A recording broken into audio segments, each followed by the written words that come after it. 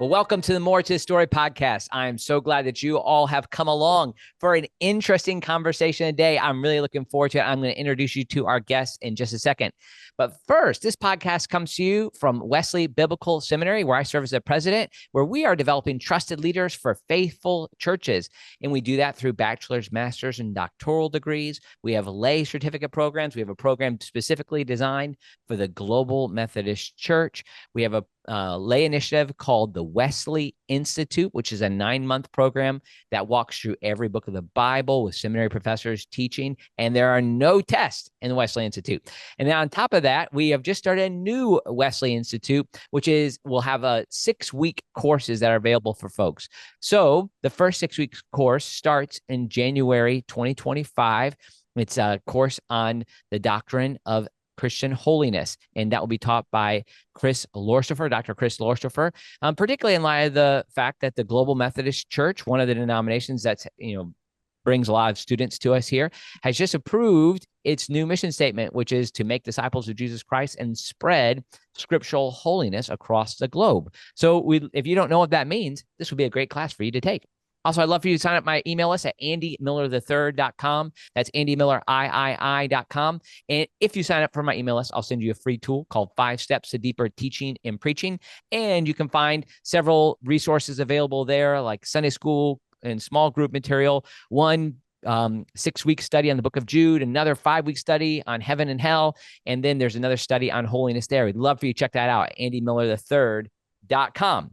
Okay. I am so glad to welcome to the podcast somebody I just met, but I've been learning about her the last few weeks. Her name is Melissa Dougherty, and she has written a book published by Zondervan called Happy Lies: How a Movement You Probably Never Heard of Shaped Our Self-Obsessed World. Melissa, welcome to the podcast.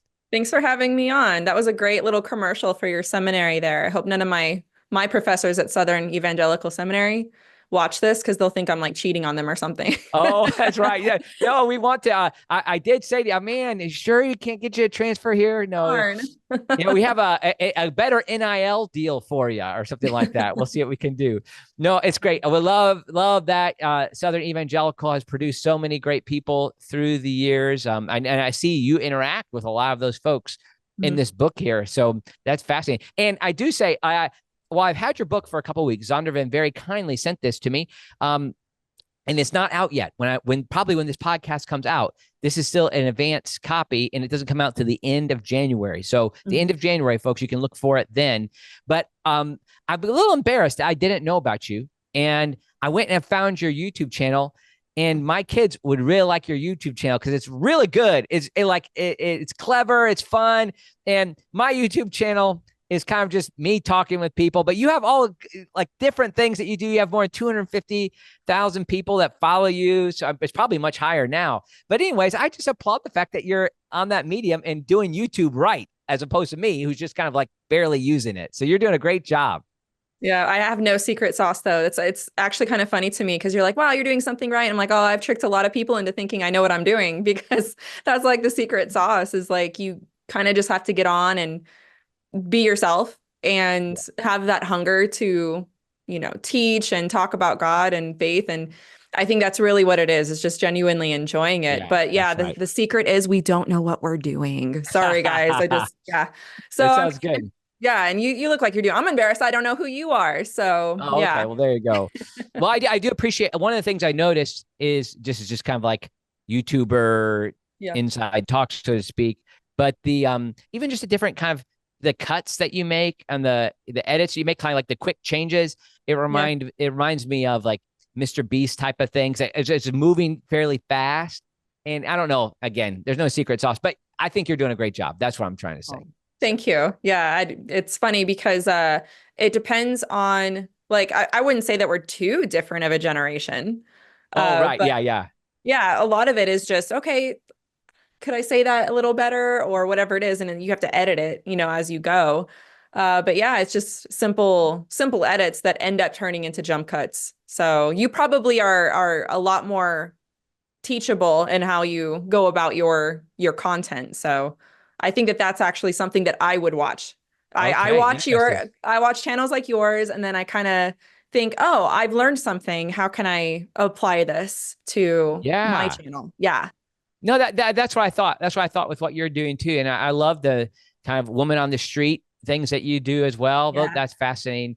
And getting into your book, this is Mhm. fascinating to me. I would have, if you'd have said, "Oh, Andy, tell me what you know about New Thought," I would have immediately connected like a Dale Carnegie, right? Like I'm Yeah. aware of that, and I would have thought of some of those kind of power positive thinking pieces, but and I've used in my own preaching and teaching, talked about people like that you address, like Oprah and Glennon Doyle, these type of folks. Like I find that like, but I hadn't necessarily drawn the clear connection between the two. Because so a lot of people, this is probably why you say how a movement you probably never heard of Yeah. shaped our self-obsessed world. So can you help me get like even the difference between this and New Age beliefs in general? Like, what's the distinction Yeah. here?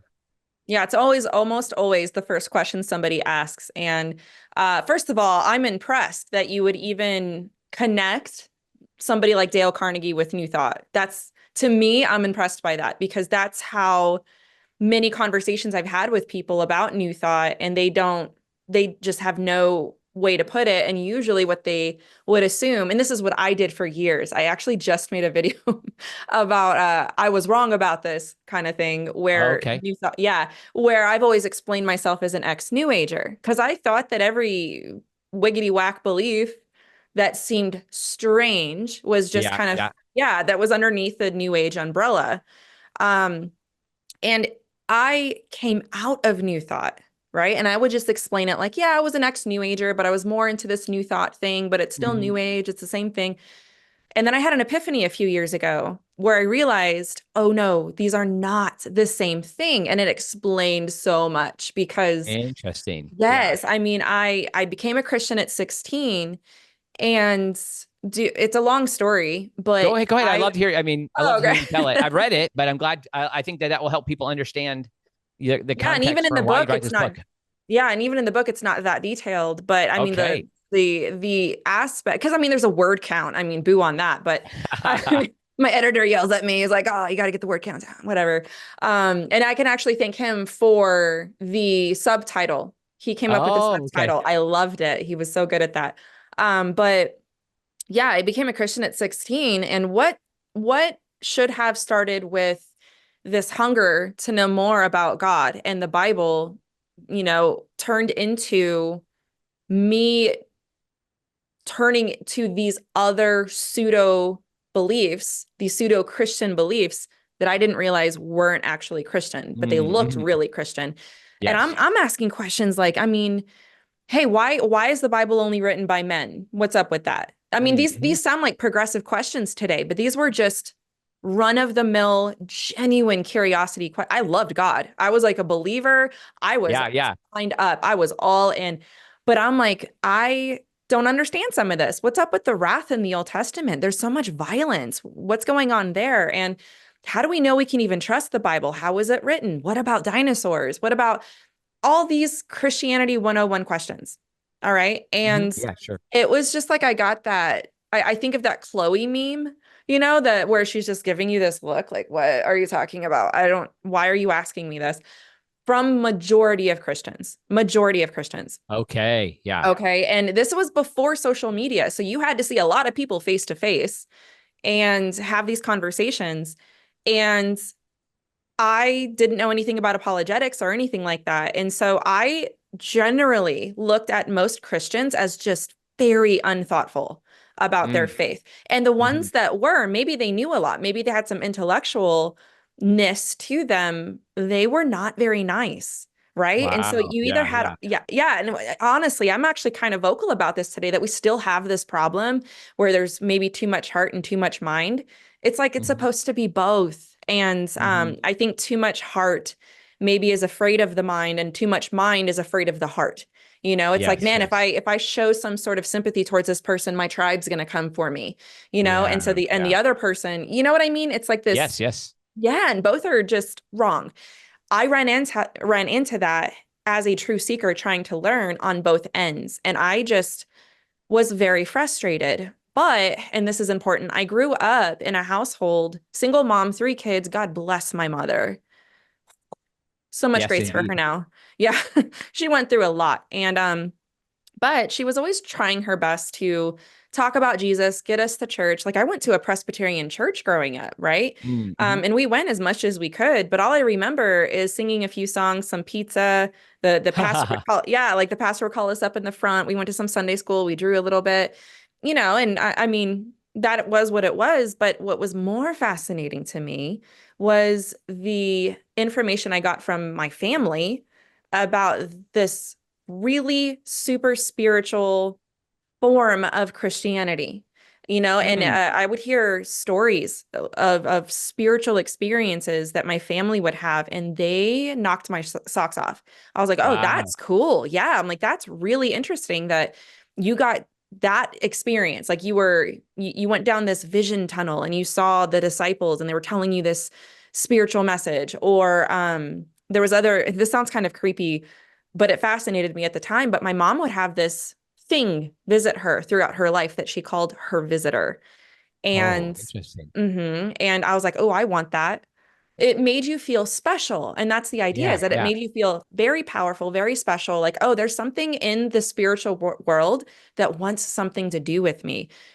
And what's important to mention all of this is that I was taught about the power of our minds, the power of our words, Yes. and the fact that Jesus came to earth to teach us how to be like him literally. And when I say that, it sounds, oh, of course Jesus taught us Yeah. that. But no, I mean literally, like walking on water, being able to control the elements. And so you can like transport yourself, walk through walls. I mean, you're talking about having a control over physics because you Mm. are innately divine. And this was actually what Jesus was trying to teach us. Okay. So I Wow. loosely, Yeah, yeah. yeah, I loosely grew up with those beliefs, not really thinking much of it until I was 16 and I became a Christian. And then I became, so bringing it back to that, I became kind of, I was like this pariah because I was just asking questions. And I'm like, what's wrong with me? That I'm wanting to be cerebral about my faith. And there was actually a lot of good experiences in that, though. I still look back even at the church that I went to. Um, and I still, I don't agree with some of the things that they do, but I had good memories there. And so, but I ended up, I see these books on my shelf behind me. They were my family's books. I kind of Mm. started reading some of them and I started kind of dabbling into these metaphysical beliefs that were Mm. very Mm. Christian, quoted scripture, but it was just better. Like it seemed like Christianity on Wow. steroids. Yeah, like Yeah, Christianity sure. on steroids. So I started believing these things and kind of just taking them in. I would have been very progressive. I wouldn't have known what that was. I would have thought about manifestation, visualization, power in my words. Yeah. I would have thought I was this powerful spiritual being. I was trying to invoke a spirit guide because my mom had Okay. a visitor. Why can't I? Yeah, I wanted to Yeah. get spiritual knowledge. And I was just thinking, like, okay, well, there's missing books of the Bible. Like, what's in there? I became fascinated with this, just getting more power, getting more supernatural experience, because it made me feel powerful and it made me feel special. That's the simplest Mm. way I Mhm. can put it. And then that my socks got knocked off when two Jehovah's Witnesses came to my door and challenged what I believed. And in researching their religion, and this was after I had my daughter, and you know how having kids can kind of change things. It Um, does. Yes. yeah, perspective check. And I'm researching them as well simultaneously. I'm learning, oh, if they're right, then I'm wrong. Because if the Bible's true, then what I believe is wrong. And it Mm. was just a domino effect from there. And that was 2011. And that's actually when I started thinking, or that's when I realized, oh, I was in this thing called New Age. Mm. I was a New Age. I thought it was Christian though. I Yeah. truly believed that everything that I was being taught, because there was a scripture to go along with it. Right, right. Yeah, I mean, they talked about Jesus, um, and they were Christian. That was the idea, is that this is a better, more evolved version of Christianity. It's metaphysical Christianity. Mm. Mhm. And that was the way it was postured. And so I just thought it was all New Age. But I started realizing right away, hold on, you're an ex-New Ager. I'm an ex-New Ager, but what you were in doesn't sound like what I was in. but oh well. You know what I mean? And this was going on for Hmm. years. I just thought it was the same thing. You know, they did manifestation too. Great, but they Where was also this at? Okay, so after you had the yeah. Jehovah's Witness come your way, Yeah. then you're trying to figure out what's happening. Who are you talking to at that point? Is this like, Ah, yeah. So I may have yeah, missed a no. piece there. Poke in anytime, you know. Yeah, Yeah. yeah. For clarity, of course. Yeah. So this was when 2011, I start getting into online ministry with Oh, and okay. physically minister. Like it was online ministry with Jehovah's Witnesses and Mormons. But it wasn't just online. I mean, you're talking about connecting with people all around the nation. That's all they did. I still don't know why they should be bigger than me, in my opinion. They catered to the Christian that was trying to understand Jehovah's Witnesses and Mormon beliefs. A lot of them were former Jehovah's Witnesses turned Christian, former Mormons turned Christian, and they were just so educational. And Okay. like I learned, I think that there's two things that every Christian should do outside of regular prayer and regular Bible study is learn about cults and Hmm. take a solid class of reading, a study of critical thinking. Because Hmm. I think that those two things would help our way of engaging in thoughtful conversation and also knowing how to think in order to debate well, like to argue well, but also to listen. Yes. Yeah, like in that, I look back on it now and I thought that was immaculate training that I was going through with the Jehovah's Witnesses and Mormons because it taught me to really love them while disagreeing, but it also Yes. taught me to really understand my Bible. So, but yeah, you had all these people kind of discipling me that had been seniored Christians that used to be in these cults. And they just taught me so much about critical thinking, the Bible, all these things. So that was my beginning. I didn't jump into ex New Age ministry for a while, partially because I was embarrassed. I couldn't believe Hmm. I'd just gone to church for like over 10 years and Yeah. not known that what I believed was this thing called New Age. And it kind of threw me for a loop. So yeah, I'm having those conversations. I'm having all that happen. And all of a sudden, a lot of ex-New Agers start popping up online because people forget how new social media is. It Right. really isn't. Yeah. Yeah. I mean, Gen Z doesn't have any idea that when my daughter was born, I got a smartphone. You know, I'm like, Yeah. Yeah. That's whoa, right. look at this. It's a touch screen.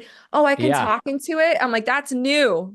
Yes, it That's not is. old. Yeah. And so you're just now getting online, getting on social media, and all these other ex-New Agers are coming up, and there's a mega exodus of them just leaving.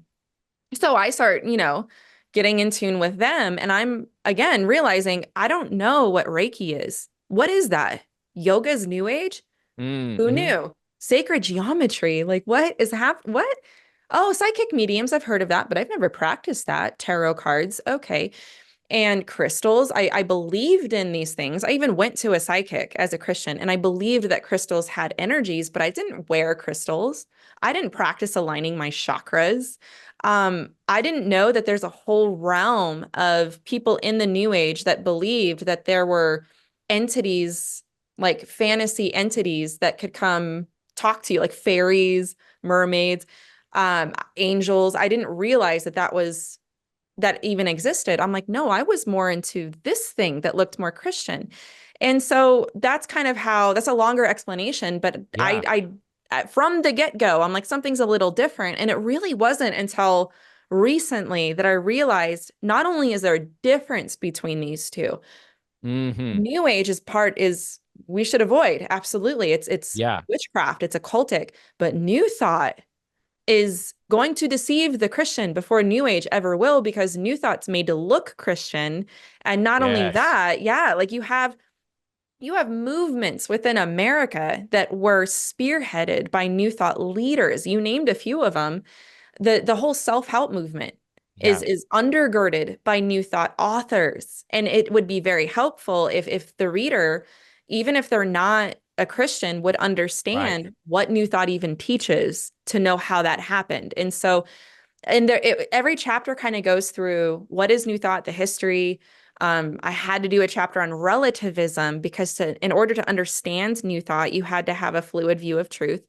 And the word of faith movement, that's a huge one. The gender, the identity crisis that we're having, all kinds of things that we can kind of look at New Thought and uniquely pinpoint it for what we're seeing in the church and in society. I'm going to stop right there and kind of get some feedback from you. I'd like that's to really good. Define them, but let me know where you want me to go right now. Yeah, that's good. So like with New Thought too, like you talk about other institutions, and one of those is the kind of ambiguous institution, Alcoholics Anonymous, right? Yes. Like, so we put this connection to it, which many people in my audience might say, hey, we have AA groups at our church. We have, or Celebrate Recovery, or some sort of group like this. Many might even say, I brought up Dale Carnegie. Hey, I've used these principles my whole life. They have, it's made me successful, effective Christian leader. So some of that's at the core of that, historically, the foundation of it. But I am interested in getting to where it leads into the 80s and 90s and our time now. But tell me a little bit more about like what could be the problem of some of those historical antecedents. Yeah. So every single chapter in this regard needed a nuance for that reason. Yeah.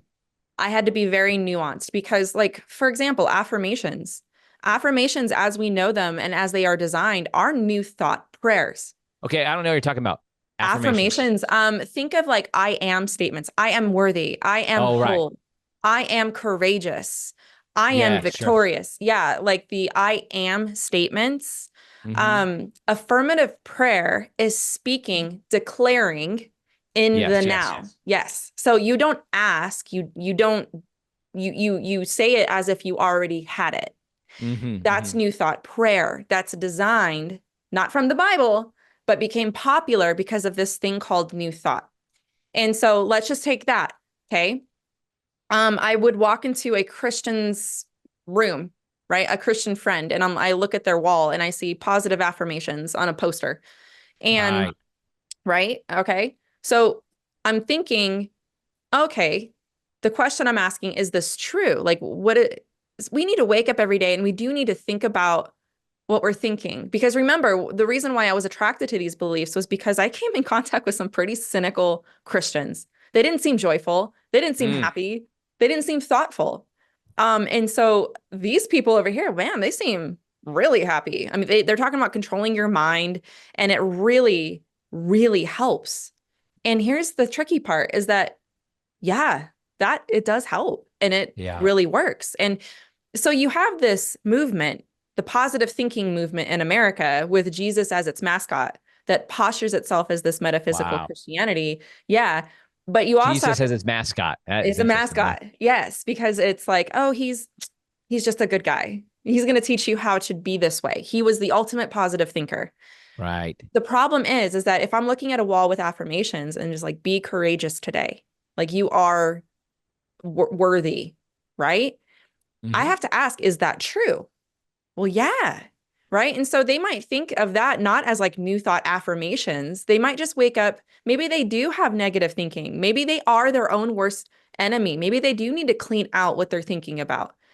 And they wake up and they look at that every day and they're like, okay, I'm going to choose to do better today. And I'm going to choose to think positively. I wouldn't say that's New Thought. Like, New Thought is it's positive thinking, but it's also more than that. It's about thought power. It's about thinking things into existence, speaking them into existence, and throwing in a Bible verse with it, saying this is God's will for you. Thinking the other person, the positive thinker, is thinking, okay, well, God's still sovereign.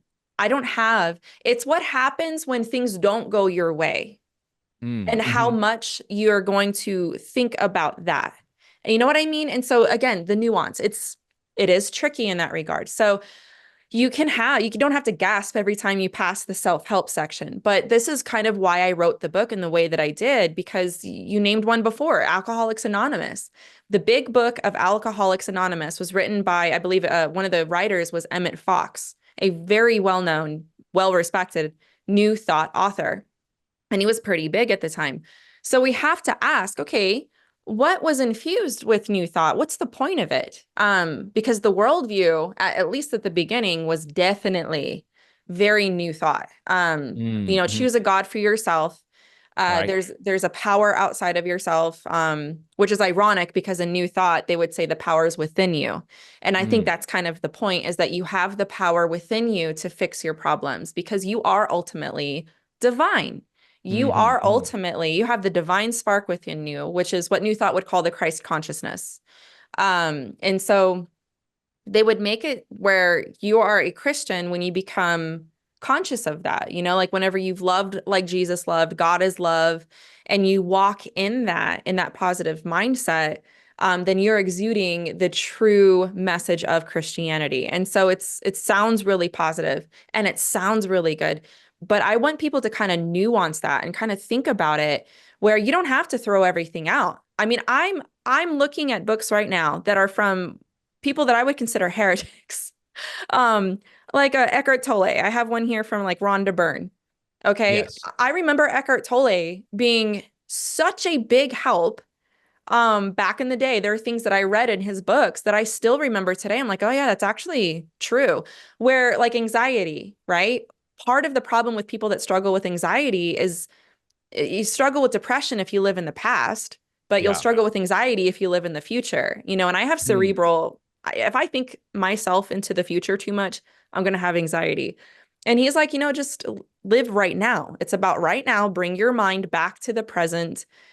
And that is genuinely true, right? Mm-hmm. And Mm-hmm. so Yes. there's like this constant this constant tug of what's true versus what is a truth that's being distorted. So yeah, bounce off of that. Let me know where you want Yeah, to yeah. go from So there. as Yeah. you're saying this, like I'm interested to see like the way that some of the things you're saying, if you just pulled them out, like that, even a few seconds ago, you were talking about walking in the ways of Jesus Mhm. and then living that out and then embodying that. You're taking what Jesus said and living it in a new way. You're living the way of, well, I mean, I think I've heard many messages from people who would be Orthodox followers of Jesus saying those type of things. But Mhm. from your own experience, that this is connected to another level of Yep. thinking that's Mhm. connected to this new thought tradition. And maybe the most popular example, and it comes up in your book and your videos too, is thinking of this as expressed through Oprah. And Mm. Oprah's, yeah. So where, Yeah. and I think we're cautious of people with, and maybe we could talk about relativism too, like the idea of people having their truth. Like that's Mhm. what the type of thing she would say. But she still claims to be a Christian. Yes. Yeah. So, I Yeah. mean, And so tell it, like, how is it? And people, even your own story, new Christians often like will find something and say, hey, well, that's scripture, or this is good. This is Mhm. helping. I'm Mhm. closer to God because of this. How can that be bad? So Mhm. I'd love for you to just kind of think about relativism, maybe how this expresses itself in some of the things that you hear from Oprah or those Yeah. type of voices, and how we can be able to move forward and grow even through that. Yeah. Yeah. So the video that you're talking about, Oprah, she's probably the best example I could think of New Thought. I personally would have been more Christian in I'm looking back at the things that Okay, got you. Of your yeah, I would have experience, been yeah. like more Christian than like some of the things that New Thought teaches. I'm like, I wouldn't have called. I could agree that God is like a divine mind, sure, because that's like that's the posture is little judgment, very Mm-hmm. tolerant.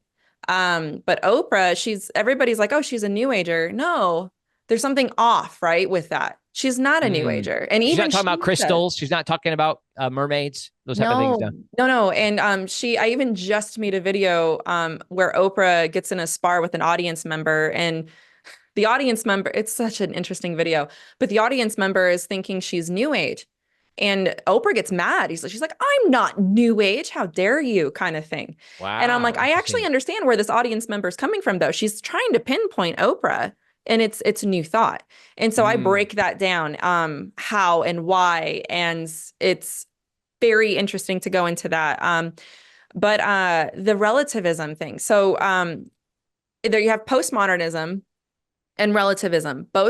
They both dance with New Thought because the idea is that real truth really can't be known. And so it's a higher spiritual posture. Again, it's a higher evolved version of Christianity. It's a higher spiritual posture to just say, we don't really know. We can't really know. So you default, you default back to relativism. And I give an example in the book, and it's kind of true-ish of my own story in a way. Because I give the example of somebody who's in a class. Say you're in a college course and it's a religion course, and the guy's talking about like thousands of religions and how big the universe is, and you get completely overwhelmed and you think, how could I possibly know what's true? I've been wrong so many times. And so there's a struggle, an internal struggle going on. And so what happens is that there's a default to relativism because it's relieving, but it also seems very tolerant, and it makes you kind of feel like you can just let it go. And so you can kind of take anybody for what they're saying and think they have some portion of the truth that I don't, and I need to hear this. And it seems like it's this really spiritual thing to do, but the problem is that there is objective truth. It does exist. And so you have to think for a second, okay, if objective truth exists, what is that truth? Does God exist or doesn't he? Okay, if God exists, then who is he? Like you're a seminary guy, like it's prolegomena, like you're going back to like the first principles. You're talking about the truth questions that we can ask to get to this God as revealed in Scripture. And so when you kind of just go down that path with them, and that's kind of where I start. If you read a lot of the interviews in the book, I'm not doing a gotcha on them. I'm just asking them questions, kind of getting them to pin down their point. And one of the more frustrating ones was in my progressive Christian chapter, because I'm looking at progressive Christianity, and I have a friend, Elisa Childers, that she's like the expert. I would consider her an expert in progressive Christianity. And her and I have these inside jokes where it's like you look in the mirror and you see a progressive. Well, there's a new ager looking back at you. But even that didn't, like I even made a satire about this, but even that didn't quite sit right. Because I'm like, but a new ager does this and this and that. So what's the missing sauce here? And of course, I figured out, of course, it's new thought. And so, but there's this uncertainty that they all have about what they believe. Didn't matter who I talked to. They had to, they had to kind of take a few steps back, and say, I don't really know, but that's just what I believe. Yes. And so it's end up being put yourself in a place where you are dependent upon the like some in the kind of the old days of the emergent church. There was it, like Brian McLaren was quick to say that we need to have epistemic humility or epistemological humility. Like we don't know certain things. And at some point, like this, kind of a basic definition of heresy, it comes from Augustine, is this idea that we move against, we don't love the revealed truth of God. Like we're choosing but if God has revealed himself clearly through the scriptures, like the perspicuity scriptures is like kind of a key doctrine. So if he has revealed himself, then we don't align ourselves. We don't love what he has said about himself. Instead, we then, and even I would think, moving to a place of loving ambiguity, loving uncertainty, actually moves in the direction of rejection of God's truth. And it's quite selfish, because the reason why you don't want to know truth is because it makes you uncomfortable, and because it makes you seem like you're being intolerant. Like he's talking about epistemology, but it's like, again, that's like a grab for, it's like a humble brag thing. It's like he's humble bragging. It's like, oh, I'm having humility. You're not. That's the implication. It's like they look at us like we're kind of freaks because we're not being humble, because we say, yeah, this is true. And this not only does this make sense, but we can show reality from the Christian worldview. It's the worldview that makes the most sense of things. And please explain the resurrection to me. You know what I mean? It's like, this is what apologetics does. And they want to make Jesus's resurrection an allegory, a metaphor. Because if he Yeah. actually, yeah, like if he actually rose again from the dead, there's implications to that. And that's just too judgmental. The number one rule in New Age and New Thought is thou shalt not judge. You know, and again, it's the frequencies, the vibes of the universe. You don't want to judge because then you're bringing judgment to yourself. And so there's this is why critical thinking, I started with that whole thing, because if you can critically think about what you believe, you're going to start thinking more in a way of truth. For them, critical thinking is negative thinking. And so if you start doubting, then you're going to think, oh, I can't get my blessing if I doubt. I'm not going to get this if I'm having thoughts of doubts, and I got to have faith with no doubt. And so, again, that's where they would bring in a lot of these scriptures and misuse them. But yeah, you cannot have new thought without relativism or postmodernism. Yes, I think that's right. Now, I'd love to talk about how this makes its way into the word of faith movement. Now, this is what's so interesting. I was on a Sunday nights, we were visiting a word of faith church that I should have known was a word of faith church, but I didn't know it. But boy, they had some great music and great worship, and it was I was thoroughly enjoying it and blessed by it. And in one of those nights, one of those Sunday night services, I realized there was like this moment where the senior pastor was preaching. And as somebody who, teaches, I was at that time is a dean at this seminary, think through some of the basic questions of the Christian faith regularly. And he said, well, and how do we know God, or what did God do about suffering? What did God do? And like, did God respond to suffering in the world? And I thought, oh, this is going to be great. He's going to say, absolutely, he did. In the person of Jesus Christ on the cross, he's done all absolutely. Like the ultimate response to human suffering comes in the self-giving of the second person of the Trinity. I mean, I wouldn't say he's going to use that language, but I thought he was going to the cross. Instead, he said he gave us seed time and harvest. Seed time and harvest. And then it moved into this whole direction saying, we plant the seed and God is bound to respond to that by our words. And then all of a sudden, as this was coming across, I was like, I said to kind of leaned over my wife and said, I don't think this is it. Like we were really struggling because I realized, oh man, this is truly a word of faith church. Now, you show how the word of faith church arises out of the positive thinking movement. And I'm just curious if you could help us think like what ways do their beliefs about healing and prosperity, is that connected to new thought? Oh, 100%. Any historian worth their quill pen will tell you yes. What I want to clarify, though, and this is something that I had to be very careful of in my early research of this, was having my research peer reviewed by people that were much smarter than me. And one of the things that I learned is that basically, I'm going to put it this way, if you could, you have the Pentecostal movement of the 1800s, okay? You have the mind cure movement, and you have new thought. If you could somehow mix those together and they could have a baby, it would be the word of faith movement. Okay, so interesting. That equals that some of it is orthodox. Right. Like you can go to I don't think very highly of Kenneth Copeland on many levels, but I mean, even MLMs with a prosperity bent, because a lot of MLMs, which are multi-level marketing companies like Amway and Mary Kay, a lot of them have, I made a whole video about that one too. They have new thought books to talk about your mindset. And a lot of it is prosperity preaching. Yes. Yeah, right.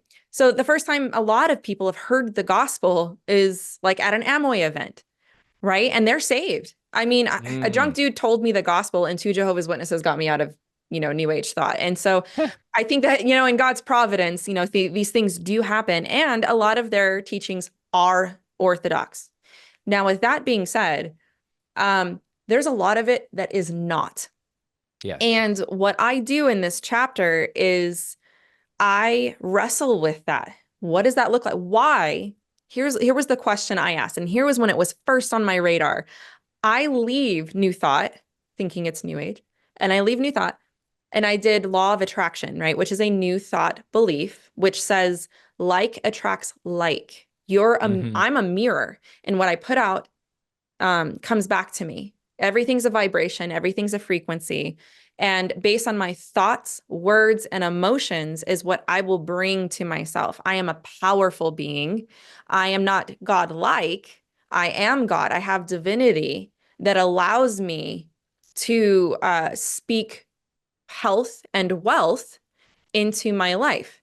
Now, a lot of people hearing that might think, wow, that sounds a lot like a lot of these prosperity preachers. But everything I just told you, I'm remembering from New Thought authors. And so I'm getting out of these beliefs and I'm like, whoa, why am I seeing over here in these churches? Is this law of attraction? What is happening? Yeah. And I had to think about that for a long time. Same scriptures, Matthew 7:7. And then you have Mark. Oh, what's the one in Mark? Mark, is it 6 or Mark 6:14? Ask, believe, receive, basically. Oh, right. Yes. Yeah. And that's the formula. And then you had the Proverbs, there's life and death in the tongue. I could go on and on and on. The sum of the law is love, and all these things where you have the same scriptures for the same outcome. And I'm thinking, what's the connection here? How did this happen? And so I did a lot of research on this. And if you look into the fathers of the Word of Faith movement, I mean, you have Kenneth Copeland, of course, but you have, you have Kenneth Hagin. And Hagin's the beginning of it, but Hagin was influenced by this guy named E.W. Kenyon. And E.W. Kenyon was not a Pentecostal. He was a Baptist preacher, but he was highly influenced by the metaphysical beliefs of his day. He went to Emerson College, which is a metaphysical college. And there's one scholar out there. It's not just one. Again, this isn't a topic that's really researched a lot. There's like little bits of people out there that know a lot about New Thought. It was hard to track them down.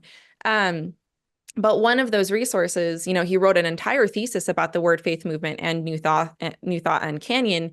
And he's reading Kenyon's work. And one of the things he said is that it's very highly probable, to him, it's without a doubt that he studied under Ralph Waldo Trine, who is a huge New Thought leader at the time. And he was a professor at Emerson. And so he read metaphysical books with great interest, trying to glean what he could from these New Thought books in order to apply it to Christianity. Because he's looking over here and he's like, man, this works. They're having a lot of results, health, wealth, prosperity. Why can't we use this for the church? So he's basically trying to Christianize more, make it more evangelical.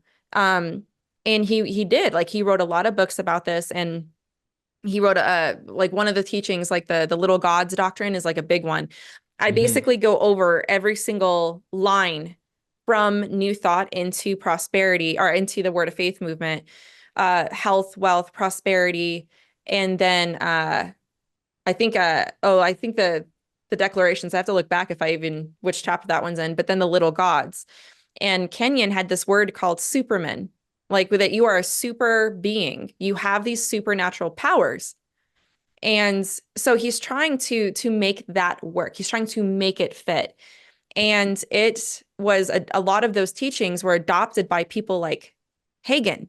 And Hagin went around and he's saying that God told him these things, when in reality, he's getting them from Kenyon. Interesting. Yeah, it's very, very easy to kind of research this stuff and find it in that regard. And there's other lines to be drawn here. You have a lot of these prosperity teachers that are looking at these teachings, and they're not asking the question, is it biblical? The question they're asking is, does it work? And so you're trying, that's the problem with the mega church movement in general. Is pragmatism. It works. Yeah. Pragmatism.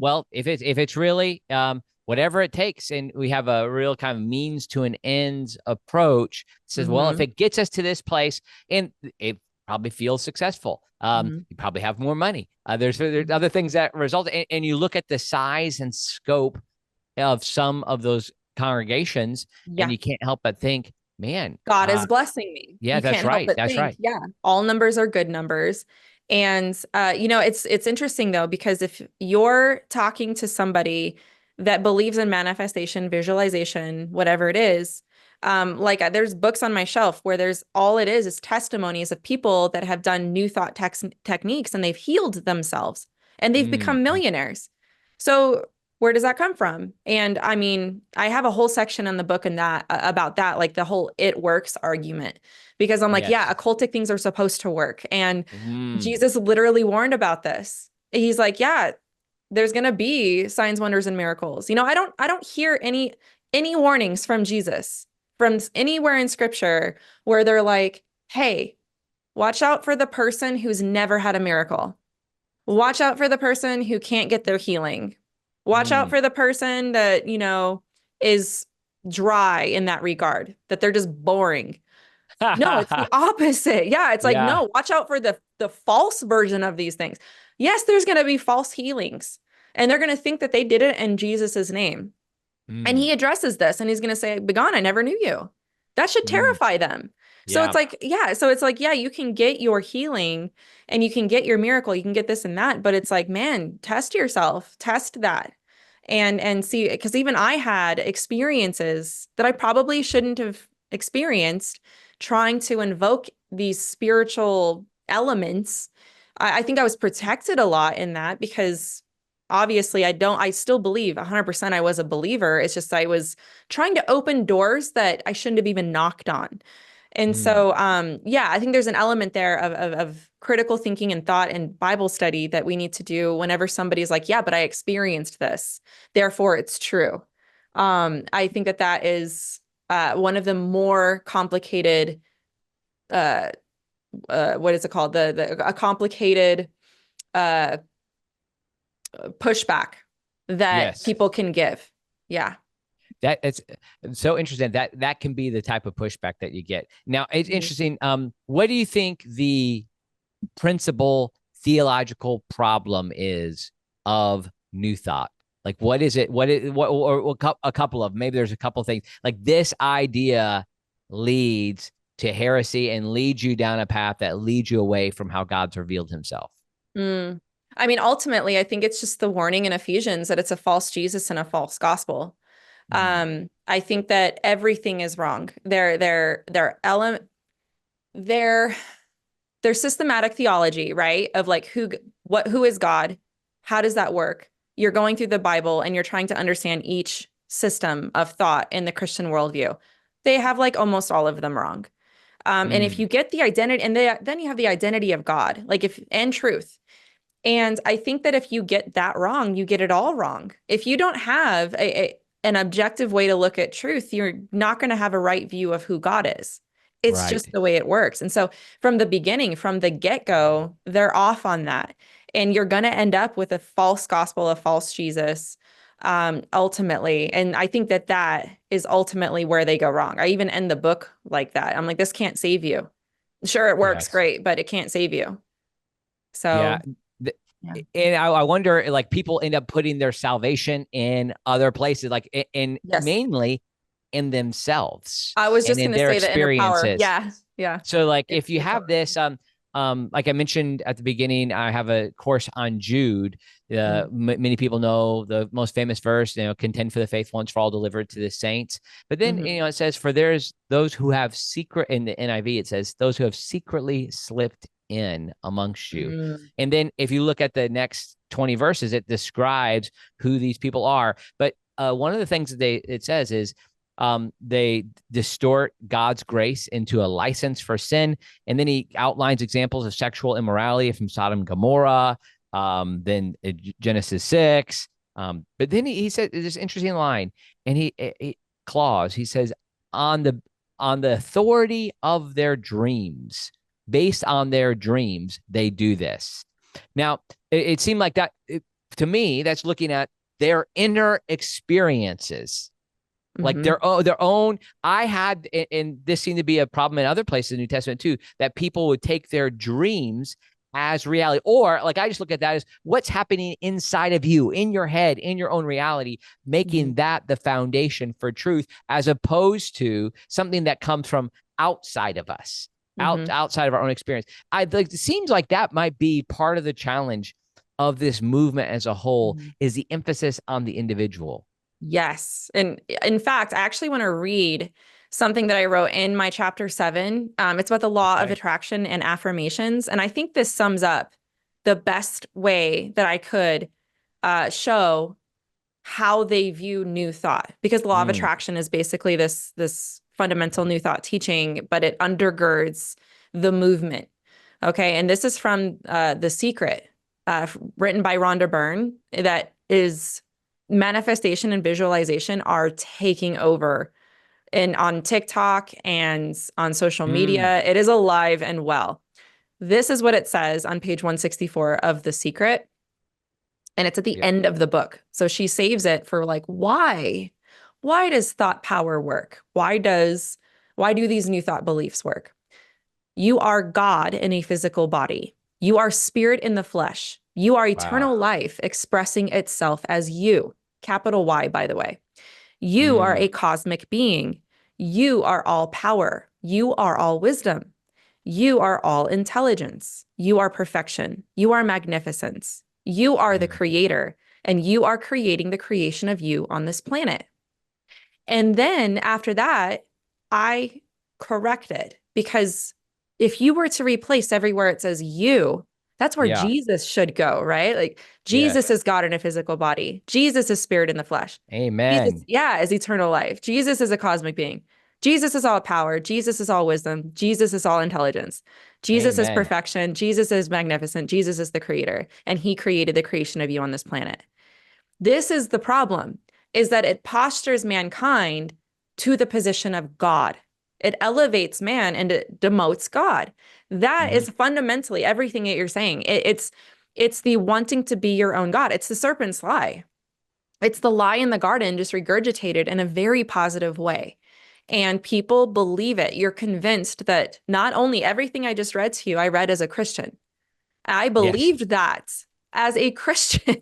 Yeah, I know. How did I get there? And it has a lot to do with the misuse of scripture. No, and you bring up the garden, and I love that you also pulled up Glennon Doyle's book too, Untamed, which I think is now that was kind of my first exposure to the post Oprah versions of some of this stuff.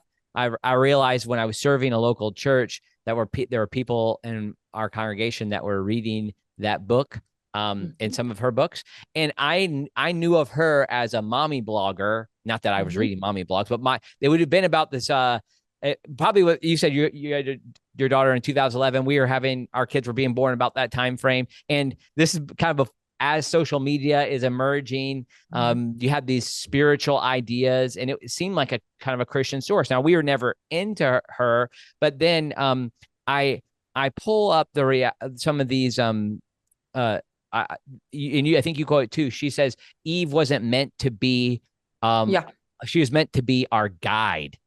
Like Eve's rejection, she's like, embrace this, like eat the apple. She like has this let it burn. That's it. And then, so like how I've set that up, like when I've kind of preached on that, then I've said, and by the way, this same woman then left her family and is now living a lesbian lifestyle, and it's all good because she's embracing this truth, her own inner desires. That's